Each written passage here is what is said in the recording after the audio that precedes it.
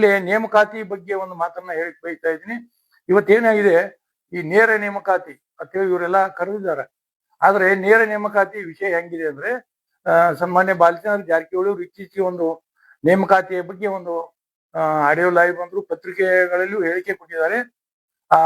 ಪಾರದರ್ಶಕವಾಗಿ ನೇಮಕಾತಿ ಮಾಡ್ತೀವಿ, ನೇರ ನೇಮಕಾತಿ ತಲೆಯಾಗಿನ ತೆಗಿರುತ್ತೆ ಅಂತ ಕಡೆ ಹೇಳ್ತಾರೆ. ಆದ್ರೆ ತಲೆಯಾಗಿನ ತೆಗಿಬೇಕಂದ್ರ ನೇರ ನೇಮಕಾತಿಯ ಉದ್ದೇಶವನ್ನು ಹೇಳಿಲ್ಲ ಅವರಲ್ಲಿ.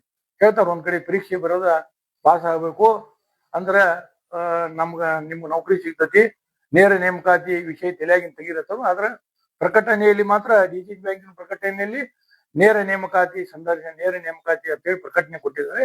ಇದು ಸಾರ್ವಜನಿಕರಲ್ಲಿ ಗೊಂದಲವನ್ನು ಉಂಟು ಮಾಡಿದಂತ ನಮ್ಮ ಮಾನ್ಯ ಜಾರಕಿಹೊಳಿ ಅವ್ರಿಗೆ ಹೇಳಿಕ್ ಬಯಸ್ತಾ ಇದ್ದೀನಿ. ಅದಲ್ಲದೆ ಇಲ್ಲಿ ಏನಾಗಿದೆ, ಮತ್ತೊಂದು ಅಣ್ಣಾ ಸಾಹೇಬ್ ಜೊಲ್ಲೆ ಅವರು ಈಗಾಗಲೇ ಅವ್ರದೇ ಆದಂತ ಬ್ಯಾಂಕ್ ಇದೆ, ತಮಗೆಲ್ಲ ಗೊತ್ತಿದೆ, ಖಾಸಗಿ ಬ್ಯಾಂಕ್ ಇದೆ ಅವ್ರದೇ, ಬೀರೇಶ್ವರ್ ಬ್ಯಾಂಕು. ಇವತ್ತ ರಾಜ್ಯದಲ್ಲಿ ನನಗೆ ತಿಳಿದ ಮಾಹಿತಿ ಪ್ರಕಾರ ಸುಮಾರು 231 ಶಾಖೆಗಳನ್ನು ಹೊಂದಿದೆ. ಸುಮಾರು 3,000 ಜನರಿಗೆ ಅವರು ಉದ್ಯೋಗವನ್ನು ಕೊಟ್ಟಿದ್ದಾರೆ. ಅದಲ್ಲದೆ ಸಾಮಾಜಿಕವಾಗಿ ಚರ್ಚೆ ಆಗ್ತಾ ಇದೆ, ನನಗೂ ಕೂಡ ಗೊತ್ತಿದೆ. ಇವತ್ತ ಈ 3,000 ಜನರನ್ನ ನೇಮಕಾತಿ ಮಾಡುವ ಸಮಯದಲ್ಲಿ ಜೊಲ್ಲೆ ಅವರಾಗ್ಲಿ ಅಥವಾ ಅವರ ಆಡಳಿತ ಮಂಡಳಿ ಸದಸ್ಯರಾಗ್ಲಿ ಯಾರು 10 ಪೈಸೆ ತೆಗೆದುಕೊಳ್ಳೋದನ್ನ ಅವ್ರನ್ನ ನೇಮಕಾತಿ ಮಾಡಿದ್ದಾರೆ ಅಂತ ನಾನು ಸ್ಪಷ್ಟವಾಗಿ ಹೇಳಿಕ್ ಬಯಸ್ತಾ ಇದ್ದೀನಿ 231 ಶಾಖೆಗಳಲ್ಲಿ. ಆದ್ರೆ ಇಲ್ಲಿ ಏನಾಗ್ತಾ ಇದೆ, ಗೊಂದಲ ಸೃಷ್ಟಿ ಆಗ್ತಾ ಇದೆ.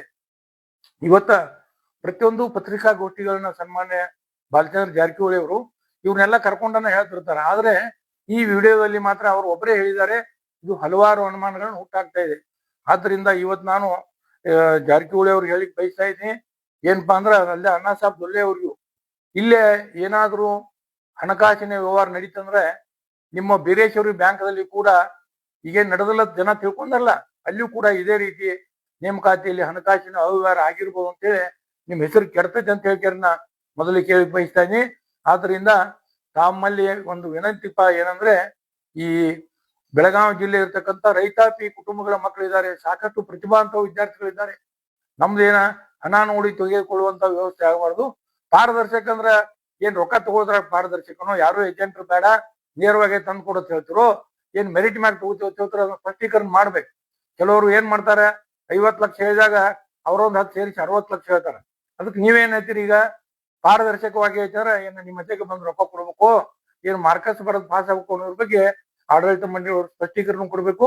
ಅದಲ್ಲದೆ ಮತ್ತೊಂದು ನಾನು ಏನ್ ವಿನಂತಿ ಏನ್ ಮಾಡ್ತೇನೆ ಅಂದ್ರೆ, ಇದು ನಿಮ್ಮ ಘನತೆ ಗೌರವಗಳು, ಡಿಸಿಸಿ ಬ್ಯಾಂಕಿನ ಎಲ್ಲಾ ಸದಸ್ಯರುಗಳ, ಆಡಳಿತ ಮಂಡಳಿ ಸದಸ್ಯರ ಘನತೆ ಗೌರವಗಳು ಇನ್ನೂ ಹೆಚ್ಚಾಗ್ಬೇಕಾತಂದ್ರೆ, ಅದಲ್ಲದೆ ಈ 103 ಹುದ್ದೆಗಳನ್ನ ತುಂಬ್ತಾ ಇದ್ರಿ, ಹೌದಪ್ಪ ಇವ್ರು ನಿಜವಾಗಿಯೂ ರೊಕ್ಕ ಇಲ್ದನ ಪ್ರತಿಭಾವಂತ ವಿದ್ಯಾರ್ಥಿಗಳನ್ನ, ಪ್ರತಿಭಾವಂತ ಅಭ್ಯರ್ಥಿಗಳನ್ನ, ರೈತ ಮಕ್ಕಳನ್ನ ಅಥವಾ ಯಾರು ಪರೀಕ್ಷೆಯಲ್ಲಿ ಒಳ್ಳೆಯ ಅಂಕಗಳನ್ನ ಪಡೆದಿರ್ತಾರ ಅವ್ರನ್ನ ಮೆರಿಟ್ ಆಧಾರದ ಮೇಲೆ ತೆಗೆದುಕೊಂಡ್ರ ತಿಳ್ಕೆರೆ ನಿಮಗ ಒಂದು ಕೀರ್ತಿ, ಯಶಸ್ಸು, ಹೆಸರು ಪ್ರಚಲಿತವಾಗಬೇಕಾತಂದ್ರೆ ನೀವು ದಯವಿಟ್ಟು ಬಾಲಚಂದ್ರ ಜಾರಕಿಹೊಳಿ ಅವರಾಗಿರ್ಬೋದು ಅಥವಾ ಹಾಲಿ ಅಧ್ಯಕ್ಷರಾದ ಅಣ್ಣಾ ಸಾಹೇಬ್ ಜೊಲ್ಲೆ ಅವರಾಗಿರ್ಬೋದು, ನಿಮ್ಮ ಎಲ್ಲ ಆಡಳಿತ ಮಂಡಳಿ ಸದಸ್ಯರನ್ನ ಕರ್ಕೊಂಡ ಈ ಕುರಿತು ಪ್ರೆಸ್ ಮೀಟ್ ಮಾಡ್ಬೇಕು. ಹೇಳ್ಬೇಕಲ್ಲಿ ಏನ್ ಹೇಳ್ಬೇಕಪ್ಪ ಅಂದ್ರ, ನಾವು ಮೆರಿಟ್ ಆಧಾರವಾಗಿ, ಅಂಕಗಳ ಆಧಾರವಾಗಿ ಮಾತ್ರ ನಾವು ನೇಮಕಾತಿ ಅಂತ ಹೇಳ್ತಾ ಇದ್ವಿ.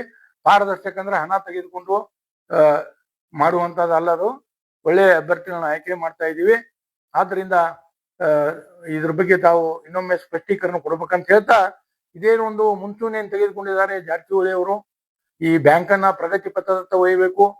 ಅದಲ್ಲದೆ ಬ್ಯಾಂಕಿನ ಆಡಳಿತ ಮಂಡಳಿ ಸದಸ್ಯರಾಗಿರ್ಬೋದು, ಬ್ಯಾಂಕಿನ ಗ್ರಾಹಕರಾಗ್ಬೋದು, ರೈತ ವರ್ಗ, ಸೊಸೈಟಿ ಸದಸ್ಯರಾಗಿರ್ಬೋದು, ಇವ್ರಿಗೆಲ್ಲ ಒಳ್ಳೆಯದನ್ನು ಮಾಡ್ಲಿಕ್ಕೆ ಏನ್ ಸುಕ್ಕಾಣಿ ತಗೊಂಡಿದ್ದಾರೆ, ಇದು ಅವ್ರಿಗೆ ಘನತೆ ಗೌರವ ಏನೋ ಹೆಚ್ಚವಾಗಿತ್ತಂದ್ರ ಇವ್ರೆಲ್ಲರನ್ನು ಕರೆದುಕೊಂಡು ಇವತ್ತ ಜಾರಕಿಹೊಳಿ ಸಹೋದರನ ಜನ ಏನ್ ನಂಬ್ತಾರಂದ್ರ, ಲಕ್ಷ್ಮೀದೇವಿ ಆ ಹೆಸರಿನ ಮ್ಯಾಗ ಪ್ರಮಾಣ ಮಾಡಿ ಹೇಳಿದ್ರೆ ಮಾತ್ರ ಬಹಳ ಜನ ಅವ್ರು ನಂಬ್ತಾರು ಅಂತೇಳಿ ನನಗೆ ಗೊತ್ತಿದೆ.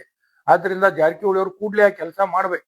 ಇವ್ರನ್ನೆಲ್ಲ ಮುಂದೆ ಕುತ್ಕೊಂಡ್ರೆ ತಮ್ಮ ಕುಲದೇವತೆ ಶ್ರೀ ಗೋಕಾಕದ ಲಕ್ಷ್ಮೀ ದೇವಿಯ ಪ್ರಮಾಣ ಮಾಡಿ ನಾವು ಹೇಳ್ತಾ ಇದ್ದೀವಿ, ನಾವ್ ಯಾರು ಹಣ ತಗೊಳ್ಳೋದಿಲ್ಲ ಅಂತ ಹೇಳ್ಕರೆ ನೀವು ಎಲ್ಲರೂ ಕೂಡಿ ಹೇಳಿ ಅದಕ್ಕೆ ಬಹಳ ಬೆಲೆ ಬರ್ತೈತಿ, ನಿಮ್ಮ ಘನತೆ ಗೌರವ ಹೆಚ್ಚಾಗ್ತದೆ ಅಂತ ಹೇಳ್ತಾ, ಮತ್ತೊಂದು ಕೊನೆಯದಾಗಿ ಇದು ನನ್ನ ಲೈವ್ ಏನ್ ನೋಡ್ತಾ ಇದ್ರಿ ಆ ಅಭಿಮಾನಿಗಳಲ್ಲಿ ನಾನು ಕೈ ಮುಗಿದು ಕೇಳ್ತಾ ಇದ್ದೀನಿ, ಈ ಲೈವ್ ನಿಮ್ಗೆ ಇಷ್ಟ ಆಗಿತ್ತಂದ್ರೆ ಇದನ್ನ ಮತ್ತೊಬ್ರು ಕೂಡ ಹಂಚಿಕೆ ಮಾಡುವಂತ ವ್ಯವಸ್ಥೆ ಮಾಡ್ರಿ.